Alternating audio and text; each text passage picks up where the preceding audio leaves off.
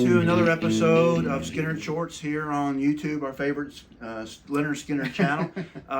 This is episode number 41. The title of the episode is really changing a little bit.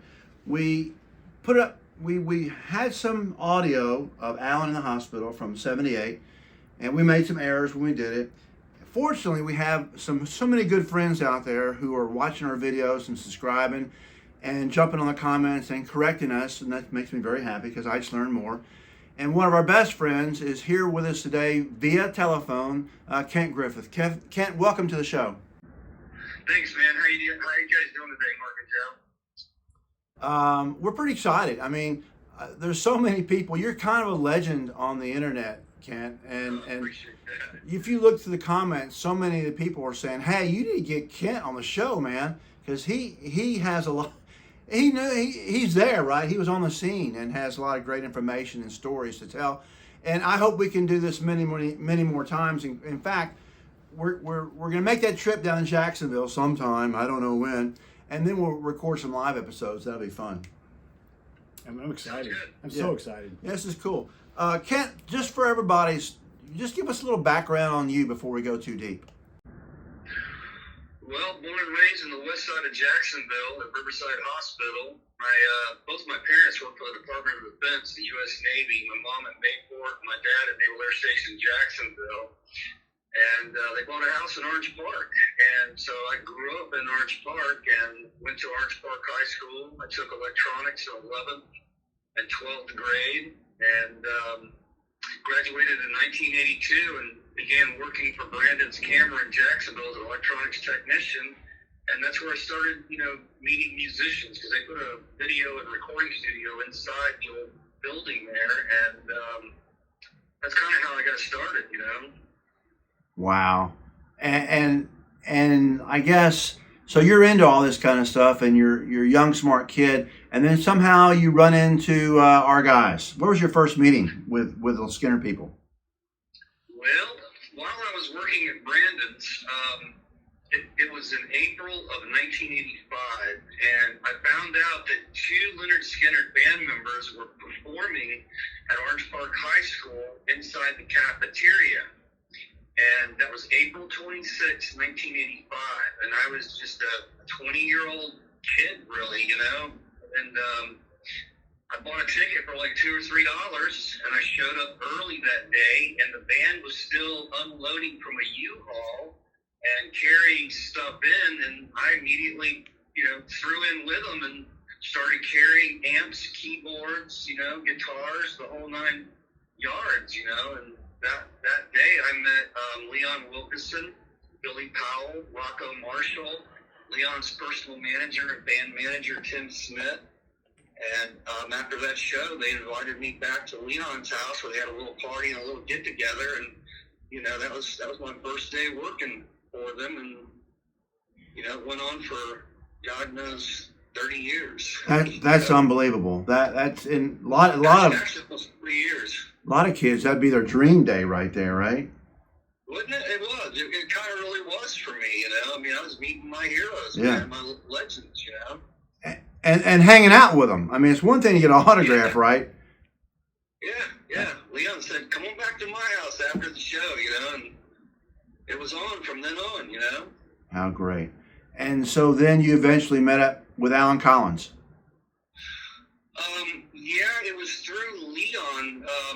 Later on in the summer of 1985, I was at Leon's house. I was sitting in the living room, and he got a phone call, and he starts talking to somebody, and next thing I know, he's handing the phone to me, and I didn't know who it was. I reached over and grabbed the phone, and it turned out to be Alan Collins, and he was really excited on the phone, saying stuff like, "We're going to do it, I'm going to put Lynyrd Skynyrd back together, and you're going to be a part of it," Wow. My mind was blown. I was like, wow, this is really cool, So this really was Larkin's and Alan's idea.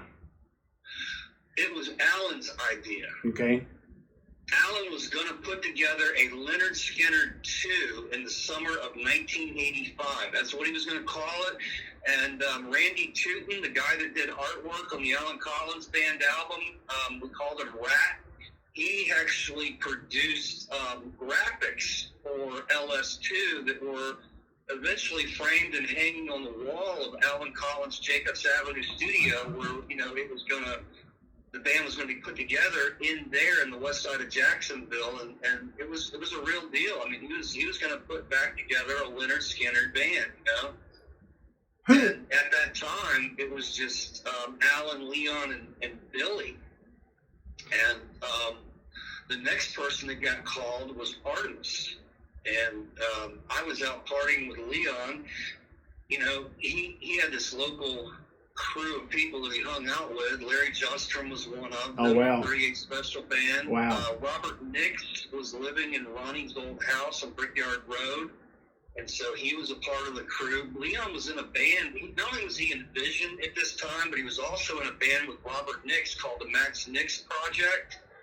And he was keeping all of his drums and equipment over there at the Jacobs Avenue studio. So when I went in there and recorded them in December of 1985, Artemis's drum kit contained the 7-ply maple set that he used on Street Survivors and towards the end of the original band. Oh, wow. And I think it's the same set that he used on One More from the Road, but if you look in the pictures, you'll see a clear acrylic bass drum down there, and he had one of Robert Nix's bass drums mixed in with his Skynyrd set. So it was a little bit of Atlanta rhythm section and a little bit of Skynyrd right there in Alan's studio.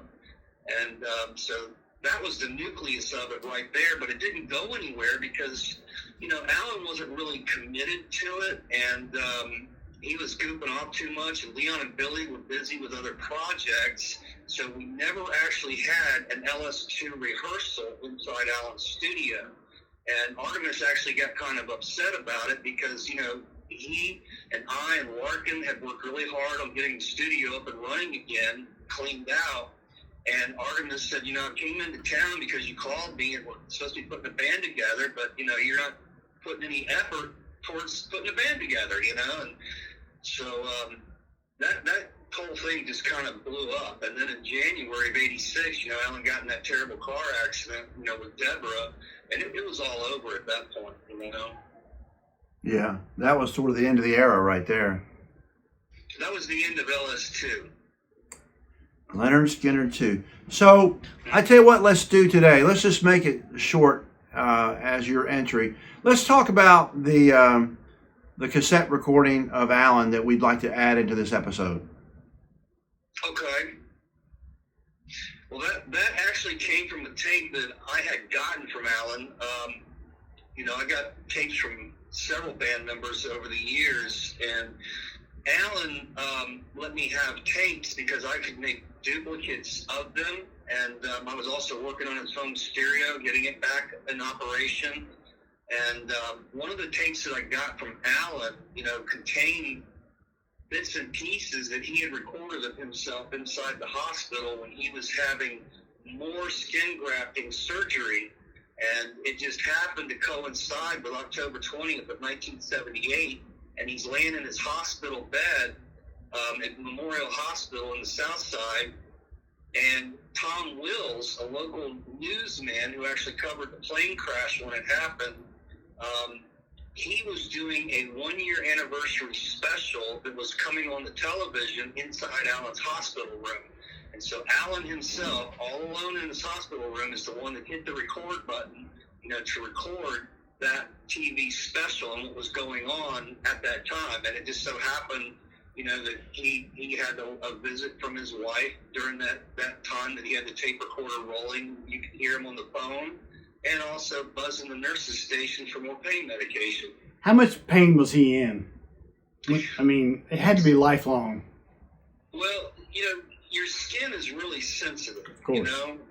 And when you're doing skin graft surgeries, you're in pain from the location the skin's being removed from, and you're in pain with the location the skin's being transferred to. So, he was in a pretty good amount of pain, and you could hear him in the recording. He's just hitting that buzzer to the nurse's speech. He was wanting it, he needed it. So I tell you what, let's listen to the recording, then we'll come back and talk about it just a little bit more. So here's this recording from 1978 of Al in the hospital, and let's just let it roll. Go. This portion of Tribute to Lynyrd Skynyrd brought to you in part by Hackles Music and Cross Creek Apartments on Rock 95 WJAX FM Jacksonville. We'll be back with our second half after a brief word. City negotiator Danny Bridges says the package will cost the taxpayers an estimated $5 million. Must still be approved by the city council. Well, The federal government on the earlier report tonight, they said I was in a hospital last month, it did not buy getting this as much done, as so before. I'm waiting for New figures show people that to inflation find out slowed what down hospital, some during the last 3 months, but and is still some of them racing already ahead have. at the annual rate of 7%. So I'm gonna have it Consumer screened all groups the have been calls. complaining for months about the Firestone I'm gonna 500 have radio all the tires. calls screened through, then they'll just call me through the Firestone intercom agreed to the biggest and tire tell me who it recall in is, you know. history. Have agreed with us to recall these tires. The reason that we have proceeded with an agreement is our chief concern is to get those tires off the road. That can't happen too soon for Jack Flood. He owns 3 Firestone 500s. They were on this 1976 Ford Torino when he bought it 10 months ago. His right front tire went bad 4 months later. As you can see, the belts under the tread separated. That tire was replaced and now acts as a spare of sorts. Now Flood's having problems with the 2 remaining 500s on the car, the rear tires.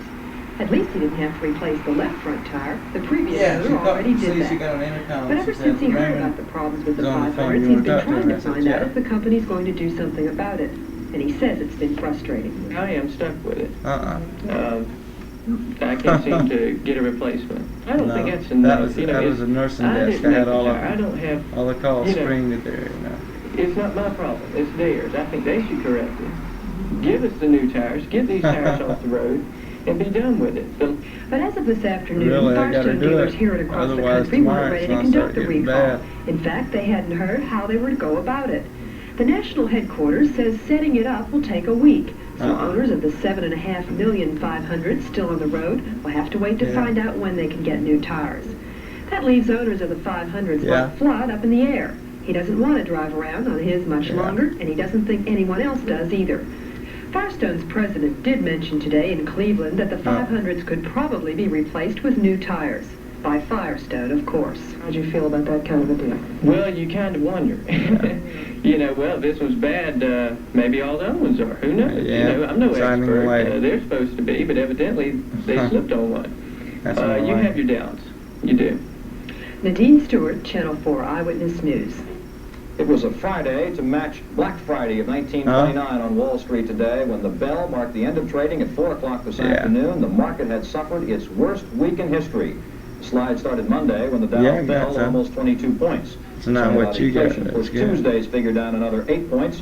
On Wednesday, worries over interest rates kept the slide going. The Dow dropped another 6. Thursday, yet another bad day when the Dow dropped more than 13 points. Look here, let me get my shot. Today. The Dow lost again. I've been having to keep goes down in the record book a loss of almost 60 points. Yeah, I've been having them keeping me I've never sedated. seen this kind of a drop in a 5-day period with this kind of volume. I've never experienced this kind of thing in 11 years I've been in the business. Yeah. The drop this week was even worse than the great crash of 1929. Brokers say the people who will be hurt the most are the small investors. Yeah, I got it. They're Just just doing a recently got report into the on stock market. That's the anniversary, you know. Still to come on Eyewitness News tonight, President Carter is facing right. another income tax All right, audit. bye-bye. And we'll take a look at what the surviving members of Lynyrd Skynyrd are doing these days. Stay with us. I don't want anyone making my decisions for me. And Publix is the one supermarket that lets me decide what kind of beef I buy. I can choose regular USDA choice, or I can choose Pro-Ten, their pre-tendered beef. Either way, Publix makes sure I'm getting quality Western beef, grain-fed. And when it comes to the cuts I want, and the kind of beef I prefer, Can I get my they pain make that medicine? decision to me. Because Publix knows I mean business. Publix, the place for When was the last time I got a shot? Yeah. Wow, Joe, don't you just get, My hair standing. I mean, just hearing Alan's voice this many years later is just cool. I can't believe we're listening to this. Thank you so much. Such a moment in history. Unbelievable. Absolutely. So, any other thoughts about it, Kent, about that piece? I mean, Alan had these were his cassette tapes, and he wanted you to transform over for historical use, or what? Well, you know, Alan and band members didn't really take good care of their equipment or tapes, and they tended to get damaged. And so I wound up, you know, fixing tapes and transferring them to new tapes so that they could listen to them. And this one particular tape is kind of interesting because Alan, you know, one of the things that he did, it's kind of annoying historically, but Alan, he recorded right over top of stuff that would blow your mind and blow my mind, and he didn't think nothing of it. He would just grab a tape and start recording something new over it. And, you know, he didn't even check to see what he was recording over, you know? And so this particular tape has a whole bunch of different things on it, from radio specials to the hospital to the Washington Collins writing and arranging session that was done in his studio in his backyard. And there's actually 2 segments of him recording in the hospital on both sides of the tape.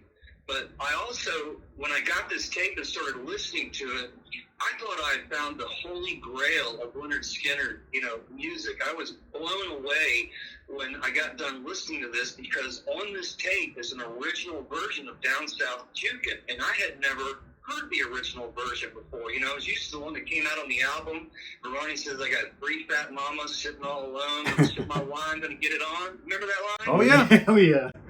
Well, I'm listening to this tape, and I'm hearing Ronnie sing, "I got 3 black mamas gonna, you know, sip my wine and gonna get it on." I'm like, what the hell is this? You know, it was completely different lyrics, and I didn't know that such a thing even existed, you know. And I ran back over to Alan's, and I'm like, "Alan, what's up with this? Why did you guys change the lyrics?" And Alan, straight out of his own mouth, told me to my face, he goes, "Because it sounded too racist."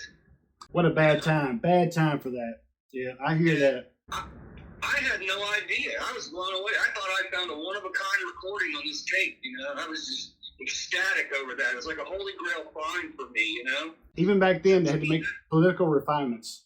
I just can't imagine going through Alan's private tape collection. I mean, it would just be so exciting. Every one you put in the cassette player and hit play and just see what might be. Well, it wasn't just Alan. I mean, Leon had incredible recordings as well, and so did Artemis. They all did. And wow. They really didn't see the value to them like we on the outside did, you know?